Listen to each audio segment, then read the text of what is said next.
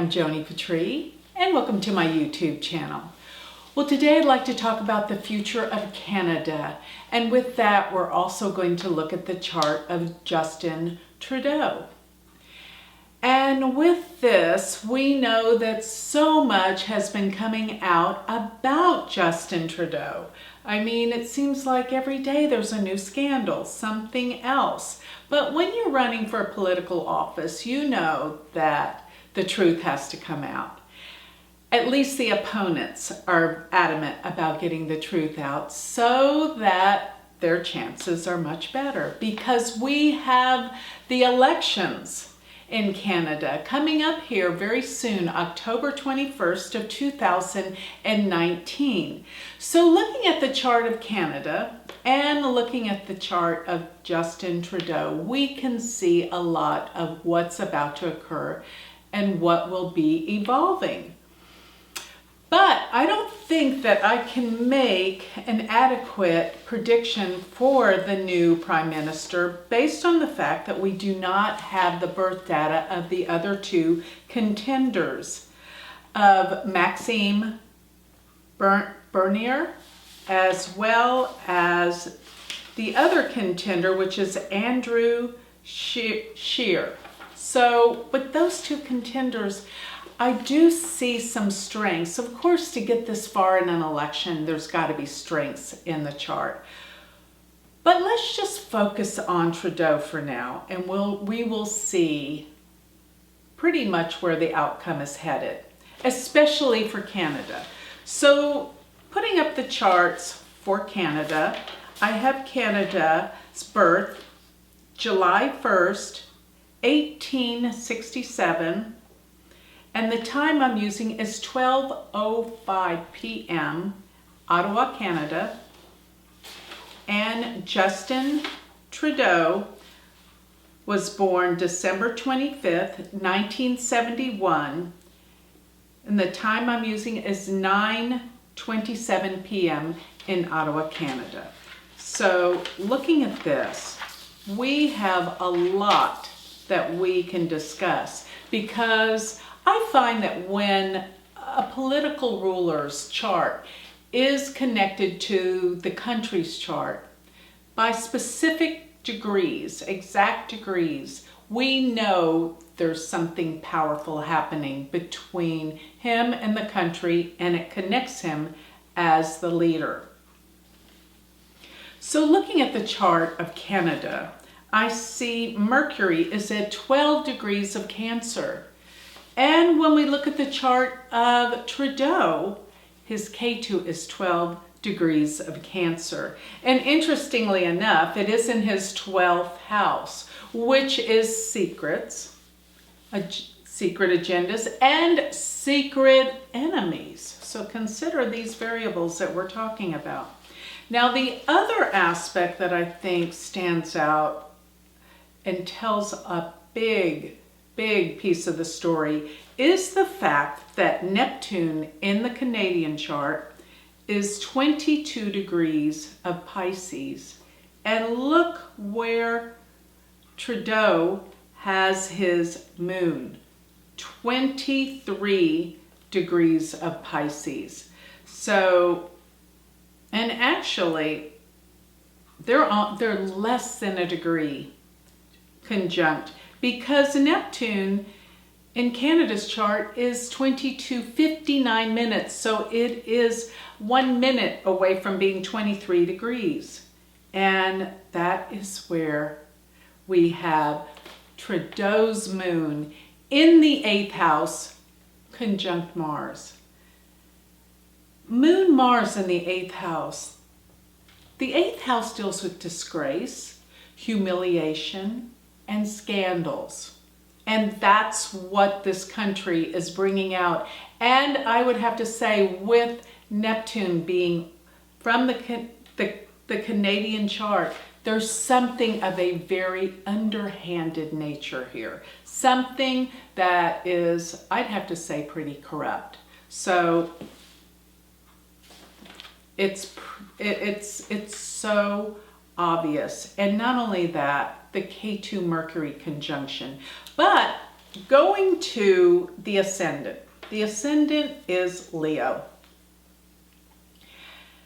And it is in Maga, which is the nakshatra. That symbol is a throne, so he is the king. Leo is the leader. And the ruler of his chart is the sun. And the sun resides in the 5th house in Sagittarius. What a strong sun. And the sign Leo and Aquarius, as well as the 5th and the 11th houses, deal with politics. So it is a prime place for his sun. And I have to say, with his Venus Rahu in the 6th house, I've often said, what a handsome prime minister Canada has. So Venus Rahu would be very much involved in having a particular look and caring about their looks. This is a part of who he is. Now, Saturn is in his 10th house, which means leadership for the masses. Saturn can represent the working class. So that's what he portrays to do, to lead for the masses. And Saturn in the 10th house, he does work hard. But let me go right where I want to go with what the transits are going to bring. Because between May 8th and June 24th, Mars will be in Gemini. And Mars will come together with Rahu in Gemini in that 6-week period. And for Trudeau, it's going to be in his 11th house. Now, I don't think he has too many people he can trust, because the 11th house reflecting friends, his friends could turn on him. And not to mention that this Mars Rahu is opposing his sun, ruler of his chart, in the 5th house. So they're coming down on him. They are revealing things that are very damaging, because Saturn and Ketu are crossing over his natal sun. But I might add, when someone comes into power, but he is in power already, or when someone is elected, it has been said that eclipses occur on the sun. Now, it doesn't matter if it's Rahu or Ketu eclipse, it's an eclipse. Remember, Obama was elected with Ketu on his sun. The eclipses were occurring over his sun. Bush was elected with an eclipse falling over his sun. It was a Rahu eclipse during the time he ran for president. So this is a very strong aspect to have the eclipses on his sun for his reelection. But let me point out something that is going on in the chart for Canada. Canada has the moon and sun in the 10th house with Uranus in between. This is a very progressive, transformational country that sets the stage for the first to do things. It is a very inventive, creative country with Uranus in between both the sun and the moon. And it can be very different. And it is always going to be on the cutting edge of things. So with this conjunction, I want to point out that when Mars and Rahu come together, May and June, it's going to be crossing over the sun and the moon in the 10th house. This is a radical shift in change in leadership. The sun is the leader. 10th house represents the government. And let me make mention that Saturn and Ketu are in the 4th house, which is the house that deals with the seat of power. So it means the seat of power, it's changing. It's changing dramatically. And not only that, the 4th house in a country's chart represents the homeland. And I don't like the Saturn Ketu in the 4th house. It could represent some attacks in the homeland. Something is happening. And looking at that Mars Rahu in the 10th, this could represent some type of attacks. And Rahu in Ketu will be in Gemini and Sagittarius from March of 2019 till September of 2020. This is a treacherous time for Canada based on the Saturn Ketu in the 4th house. So looking at Mars Rahu in the 12th house of Canada's chart does represent secret enemies.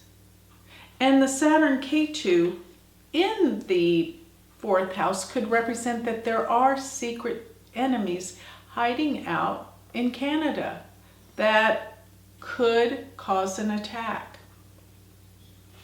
Going to the Jupiter Ketu in the 6th house of this chart, now that's a positive, because this actually represents in the 6th house, well, it does represent enemies, but it also represents medical treatments.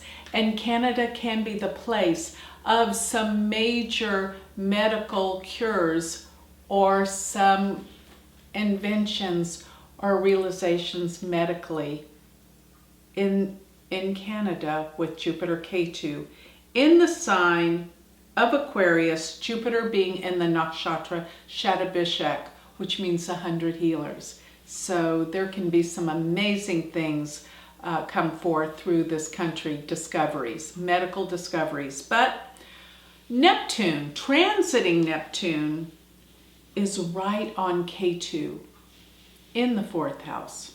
Now, the 6th house. In the 6th house. Now, this does mean enemies. Neptune can be secret enemies that cannot be seen, because Neptune is a fog. So there's a lot that they cannot see that they need to open their eyes to in this country. This could deal with terrorism. But Neptune on Ketu there can also represent cures that come about miraculously discovered.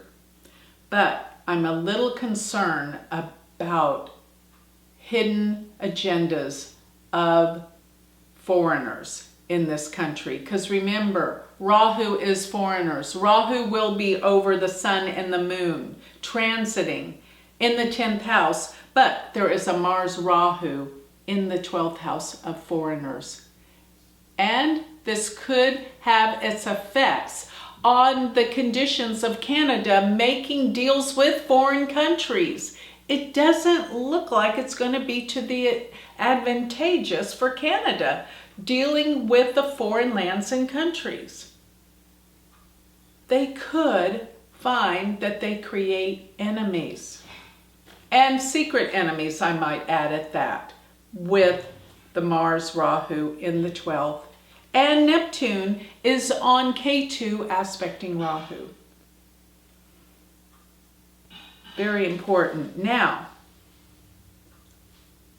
a really important thing that I see happening here is that when we pull back and look at Trudeau's chart, it is affecting his son. So something is going to be happening concerning him and the country between May and June. But to see if he's going to be elected, the way that I look at that is I look to the 10th house. Is Jupiter or Saturn aspecting the 10th house?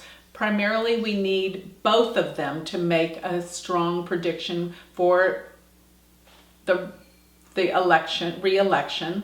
So, or also Rahu or Ketu in the 10th house. So, looking at his 10th house, which is Taurus, transiting Jupiter will be in the 4th house, aspecting the 10th house. Transiting Jupiter will be very late degrees of Scorpio because the elections are October 21st and Jupiter changes into Sagittarius, where it will remain November 4th. So it's really close. So he does have transiting Jupiter on his natal Jupiter. He's got a Jupiter return. And Jupiter is aspecting, transiting Jupiter, that is the 10th house. But Saturn in Sagittarius is in his 5th house and is not aspecting the 10th house. And Rahu and Ketu are not aspecting the 10th house. So we only have the Jupiter. The next step in this process is to look at the ruler of the 10th, which is Venus. Venus is not being aspected by Jupiter, Saturn, or Rahu or Ketu as it sits in Capricorn. Next, we want to look at Chandra Lagna from the moon. His moon being here in Pisces. Saturn and Ketu are in his 10th house from the moon. Very good. Jupiter is not aspecting the 10th house from the moon, but will soon go in the 10th house from the moon November 4th. Pretty close. Pretty close. So then I want to take the ruler of the 10th house from the moon. So because Sagittarius is 10th from the moon, the ruler is Jupiter. And yes, we have Jupiter conjuncting Jupiter, ruler of the 10th, and transiting Jupiter is on it. Jupiter return. So that's a major advantage and a plus. And let me just say this, the eclipses happening on his sun is major. So with all of this analysis, the last thing that we haven't done is look at his Mahadasha Bhukti ruling lords. So he is and will be during the time of the elections in Moon Mercury. The moon being in the 8th house is not strong. I have to say that. Mercury is in his 4th house. 4th house can be considered the seat of power. And Mercury is in the 9th house from the moon, which is a plus, but it's still not the 10th house. So his Mahadasha Bhukti is not unusually strong. And he'll be in this moon's Mahadasha not very much longer, because he will go into Mars Mahadasha the year of 2022. And Mars being in the 8th house, again, more and more scandals and things coming to the surface. He's gonna be worn out. This is not a good or easy time for him. So chances are that he's reelected do not look all that strong. But he does have but I wouldn't say he absolutely is not going to be reelected because of the eclipses on his sun, but it is still a Ketu eclipse. And furthermore, he's lost his reputation with the way things are positioned in his 8th house. And something will really make a huge determinant of what's to come in May and June. Wait and see. But meanwhile, the country of Canada has got to stay on guard with what I'm seeing transpire over the course of this year. So particularly the summer months are to be watched, May and June specifically. And moving on, once we have all of these, once we have Saturn move out of the 4th house, things will be a bit better, and that will be in January of 2020. And then the Jupiter-Saturn conjunction, they will be in the 6th house. Canada will be a refuge, a place for health and healing and medical cures. So watch for that, but still, there's going to be some hard times with Rahu Mars coming across the 10th house. Major changes for the country of Canada. These changes are progressive. These changes are for the betterment, and things will always be better in the long run. But it's time to watch and look out. So with that, I'd like to close.